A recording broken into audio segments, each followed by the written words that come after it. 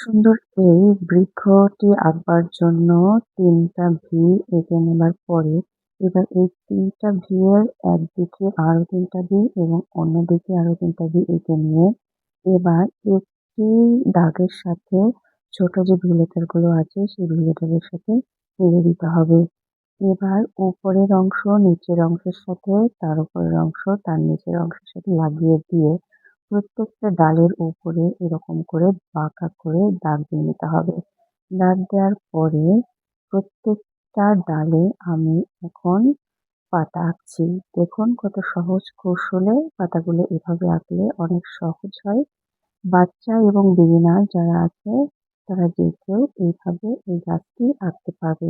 পাতা দেওয়া হয়ে গেল। এবার গাছটির অংশ নিচের দিকে শিকড় পর্যন্ত বাড়িয়ে দিলাম। শিকড় পর্যন্ত বাড়িয়ে দেওয়ার পরে আমি গাছটিকে কালার করছি। আমি এখানে ২টি কালার বেছে নিয়েছি। আপনারা চাইলে এখানে আরো অন্য কালার ব্যবহার করতে পারেন।